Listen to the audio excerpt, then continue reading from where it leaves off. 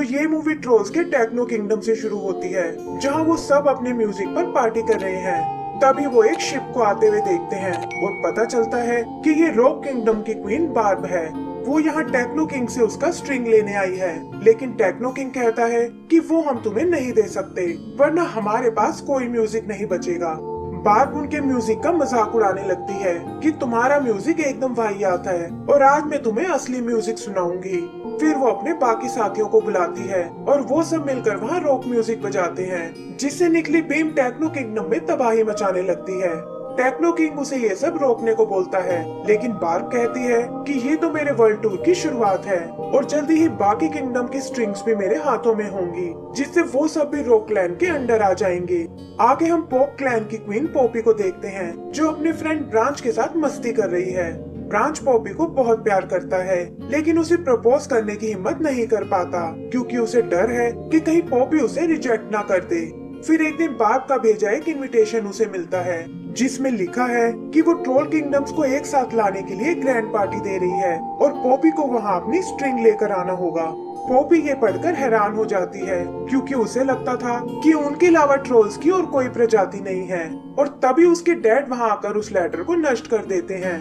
Poppy उनसे इसका कारण पूछती है और उसके डैड कहते हैं कि अब तुम्हें सच्चाई बताने का वक्त आ गया है कि हमारे जैसे यहाँ और भी ट्रोल्स रहते हैं। आगे वो उन्हें अपनी हिस्ट्री बताते हैं कि कैसे हमारे पूर्वज एकदम शांति में रहते थे और इसी वजह से उनका कलर भी एकदम ग्रे था। फिर एक दिन उन्हें एक म्यूजिकल स्ट्रिंग मिली और इससे इंस्पायर होकर उन 6 ट्रोल्स ने अपने लिए एक अलग अलग स्ट्रिंग चुन ली, जिन्हें मिलाकर पूरे म्यूजिक को कंट्रोल किया जा सकता था।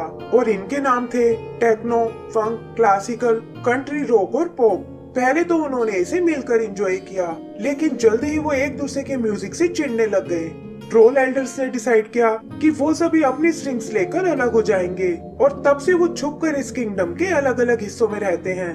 पॉपी ये सुनकर एक्साइटेड हो जाती है कि ये तो बहुत अच्छी बात है और सभी क्लैंस को एक करने के लिए हमें बार्ब का साथ देना चाहिए। लेकिन उसके डैड का मानना है कि स्ट्रिंग्स की वजह से वो फिर से लड़ने लगेंगे और इसीलिए हर क्लैन अपनी स्ट्रिंग्स को सेफ रखना चाहता है। वो बताता है कि ये स्ट्रिंग ब्यूटीफुल होने के साथ साथ खतरनाक भी है, जिसे गलत हाथों में नहीं दिया जा सकता। लेकिन पॉपी तो सभी ट्रोल्स को एक साथ लाना चाहती थी और छुपकर बार्ब को एक मैसेज भेजती है कि मैं तुम्हारी मदद करने आ रही हूँ। ब्रांच उसे ऐसा करते हुए देख लेता है और समझाता है कि तुम बार्ब के बारे में कुछ नहीं जानती और इस तरह वहाँ जाना खतरनाक हो सकता है। लेकिन पॉपी उसकी एक नहीं सुनती और इमोशनल करके उसे भी अपने साथ आने को तैयार कर लेती है। यही हम एक जिराफ जैसे ट्रोल कूपर को देखते हैं, जो छुप कर उनकी बातें सुन रहा था और वो देखता है कि स्क्रॉल में एक ट्रोल बिल्कुल उसी के जैसा है। उसे लगता है कि वही शायद उसका असली पूर्वज है और वो बिना किसी को बताए उन्हें ढूंढने निकल जाता है। यही दूसरी तरफ हम बार्ब को देखते हैं, जो टेक्नो क्लैन के स्ट्रिंग को एक गिटार पर लगाती है और कहती है कि बचे हुए 4 स्ट्रिंग भी मैं जल्दी ही ले आऊंगी। वो अपने डैड को अपना फाइनल प्लान बताती है कि सारी स्ट्रिंग जुड़ते ही ये गिटार बहुत पावरफुल हो जाएगा और इससे वो एक ऐसी मेलोडी बजाएगी जिससे बाकी सारे म्यूजिक फेड हो जाएंगे और यहाँ सिर्फ रॉक म्यूजिक ही बजेगा। उधर पॉपी और ब्रांच देखते हैं कि बिगी नाम का ट्रोल गलती से उनके साथ आ गया है और वो उसे भी अपने मिशन में शामिल कर लेते हैं। पॉपी ये भी नोटिस करती है कि ब्रांच लड़ने के लिए कुछ वेपन्स लेकर आया है, लेकिन वो उन्हें बैलून से नीचे फेंक देती है और कहती है कि ये मैटर ताकत से नहीं बल्कि प्यार से सॉल्व होगा। तभी उन्हें नीचे क्लासिकल क्लैन दिखाई देता है, जो पूरी तरह से तबाह हो चुका है और यहाँ उनकी मुलाकात पेनी नाम के एक फ्लूट से होती है। पेनी बताती है कि कुछ टाइम पहले यहाँ सब कुछ ठीक था और क्लासिकल ट्रोल अपने लीडर के साथ एंजॉय कर रहे थे। तभी रॉक क्वीन बार्ब यहाँ आई और इस टाउन को बर्बाद करके क्लासिकल स्ट्रिंग को अपने साथ ले गई। पॉपी ये सुनकर शॉक हो जाती है, क्योंकि उसने तो बार्ब को एक अच्छा ट्रोल समझा था, लेकिन वो तो सब कुछ बर्बाद करना चाहती है। ब्रांच उसे वापस चलने को बोलता है ताकि वो अपनी स्ट्रिंग को सेव कर पाए, लेकिन देखता है कि पॉपी तो उसे अपने साथ ही ले आई है।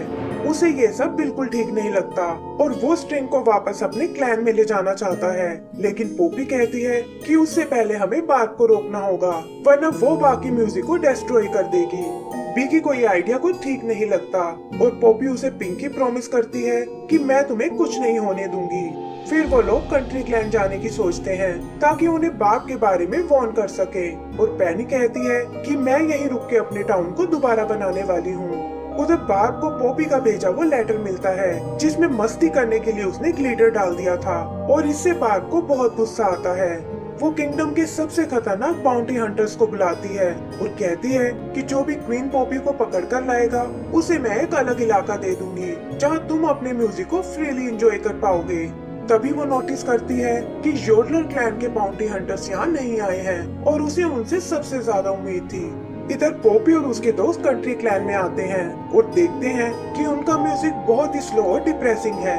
पॉपी कहती है कि पहले हमें इन्हें थोड़ा चेयर करना होगा और वो तीनों उन्हें अपने पॉप सॉन्ग सुनाते हैं। लेकिन कंट्री क्लैन को ये म्यूजिक बिल्कुल पसंद नहीं आता और उनकी लीडर इन तीनों को जेल में डाल देती है।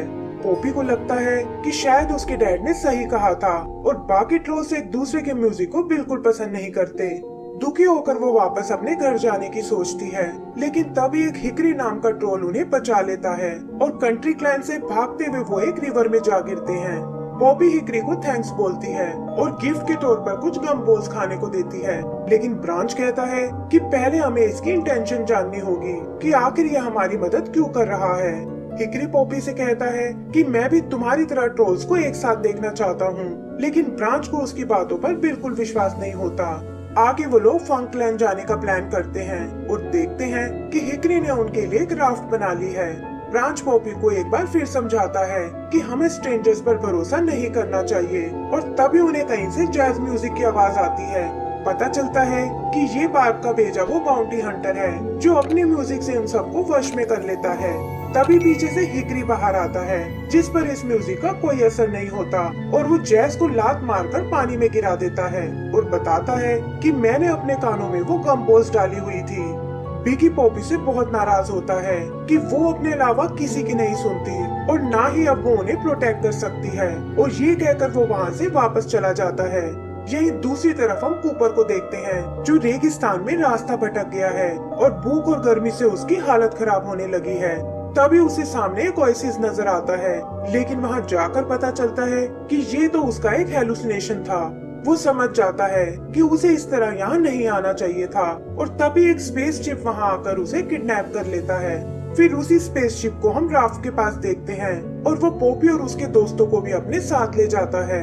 अंदर उन्हें पता चलता है कि ये तो फंक ट्रोल्स की वाइब सिटी है और यही उन्हें अपना दोस्त कूपर भी मिलता है जिसके साथ उसी के जैसा एक और ट्रोल भी है।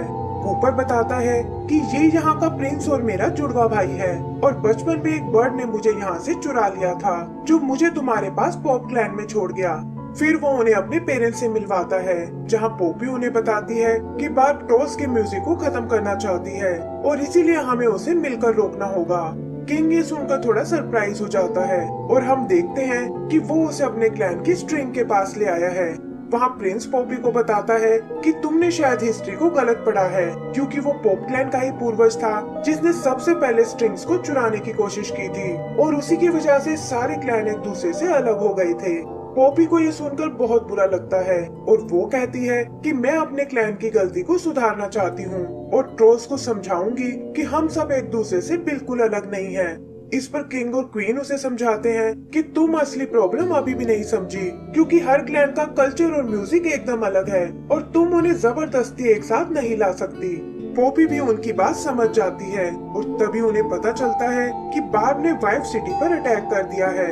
उनकी आर्मी लड़ाई के लिए तैयारी करने लगती है और कूपर पॉपी और उसके दोस्तों को शिप से बाहर भेज देता है ताकि वो बार्ब के हाथों में ना लग पाए। पॉपी को लगता है कि उन्हें कूपर के क्लैन की मदद करनी चाहिए, लेकिन ब्रांच उसे वापस घर चलने को बोलता है और इसी चक्कर में उन दोनों में बहस हो जाती है।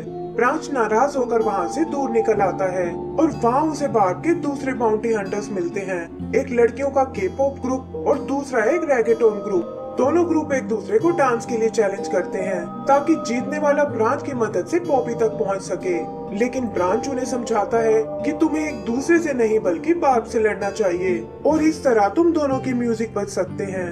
इधर पॉपी को ढूंढता हुआ हिकरी वहाँ आता है और वो उसे बताती है कि मैंने अपने सबसे अच्छे दोस्त को नाराज कर दिया और वो भी स्टूपिड सी स्ट्रिंग की वजह से। स्ट्रिंग देखकर हिकरी की आंखें चमक उठती हैं और वो पॉपी को तुरंत यहाँ से भागने को बोलता है। पोपी को ये थोड़ा अजीब लगता है और तभी वो देखती है कि हिकरी के कॉस्ट्यूम में एक और ट्रोल छुपा हुआ था। पता चलता है कि ये बार का भेजा वो योडलर्स ग्रुप है जो खुद भी अपने म्यूजिक को बचाना चाहता था और हिकरी के रोकने के बावजूद उसका पार्टनर पॉपी से उस स्ट्रिंग को छीनने लगता है। तभी हम बार्ब को वहाँ देखते हैं जो उस आखिरी स्ट्रिंग को पाकर बहुत खुश होती है और कहती है कि काश ये तुमने मुझे पहले ही दे दी होती तो मुझे तुम्हारी सिटी को बर्बाद ना करना पड़ता। उधर बिगी भागता हुआ वापस अपनी सिटी में आता है और देखता है कि वहाँ सब कुछ तहस नहस हो चुका है। उसके दोस्त उसे बताते हैं कि बार्ब सबको पकड़कर अपनी सिटी में ले गई है और बिगी कहता है कि हमें वहाँ जाकर उनकी मदद करनी होगी, लेकिन उसके लिए हमें रॉकलैंड की तरह दिखना होगा। जल्दी ही वो वहाँ पहुँच जाते हैं और बार्ब के गार्ड्स में उन्हें नहीं पहचान पाते।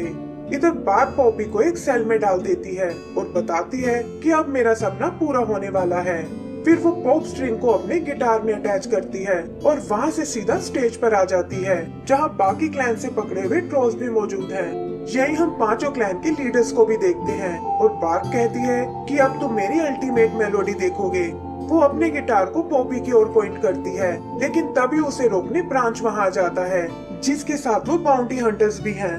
बार्ब कहती है कि तुमने आने में बहुत देर कर दी है और अपने गिटार से एक बीम पॉपी की ओर छोड़ती है, लेकिन ब्रांच बीच में आकर उसे बचा लेता है और खुद एक स्टोन में बदल जाता है। तभी हम उस स्टोन को क्रैक होते हुए देखते हैं और पता चलता है कि बीम ने ब्रांच को एक रॉक ज़ॉम्बी में बदल दिया है। बार्ब ये देखकर बहुत खुश होती है और एक एक करके लीडर्स को भी ज़ॉम्बीज बना देती है। इधर पॉपी खुद को छुड़ाने की कोशिश करती है, लेकिन ब्रांच अपने बालों से उसे पकड़ लेता है और बार्ब अपनी बीम से उस पर अटैक कर देती है। वो देखती है कि पॉपी भी अब एक ज़ॉम्बी बन चुकी है और उसे गिटार देकर कहती है कि अब बाकी ट्रोल्स को भी अपनी तरह बना दो। पॉपी गिटार लेकर ट्रोल्स की ओर बढ़ती है, लेकिन पता चलता है कि ये सब तो उसका एक नाटक था और उसने अपने कानों में वो गम बॉल्स डाली हुई थी। बार्ब को ये देखकर बहुत गुस्सा आता है, लेकिन पॉपी उसे समझाती है कि हर ट्रोल की अपनी एक अलग मर्जी है और तुम जबरदस्ती उन्हें एक जैसा नहीं बना सकती। बाकी ट्रोल्स भी उसकी बात से एग्री करते हैं और पॉपी उस स्ट्रिंग वाले गिटार को तोड़ डालती है।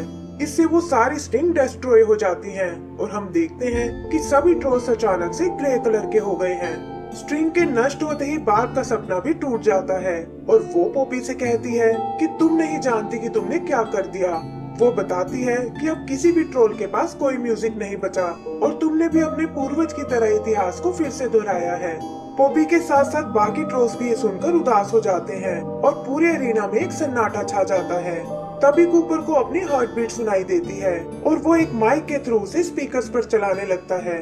उसका भाई भी उसे ज्वाइन करता है और हम देखते हैं कि वो अपने मुंह से बीट बॉक्सिंग करने लगा है। उनकी मॉम कहती है कि वो लोग अपना म्यूजिक खुद बना रहे हैं और जल्दी ही बाकी ट्रोल्स भी इसमें उनका साथ देने लगते हैं। आगे उसकी मॉम बताती है कि ये म्यूजिक इनके अंदर से आ रहा है जिसे बार्ब चाहकर भी उनसे नहीं छीन सकती और ये सुनकर पॉपी और ब्रांच भी गाते हुए उन्हें ज्वाइन कर लेते हैं। इससे उनका कलर वापस आ जाता है और बार्ब देखती है कि इसमें उसके डैड भी उनका साथ दे रहे हैं। जल्दी ही सारे ट्रोल्स अपने नॉर्मल रूप में वापस आ जाते हैं और पॉपी बार्ब से भी खुद को ज्वाइन करने को बोलती है, जिससे वो भी दोबारा कलरफुल हो जाती है। ब्रांच भी मौका देखकर पॉपी को प्रपोज कर देता है और वो इसे एक्सेप्ट कर लेती है। एंड सीन में हम सभी ट्रोल्स को पार्टी करते हुए देखते हैं, जहां पिछली मूवी से उनके मॉन्स्टर फ्रेंड्स भी आए हैं और इसी के साथ हमारी ये मूवी खत्म हो जाती है।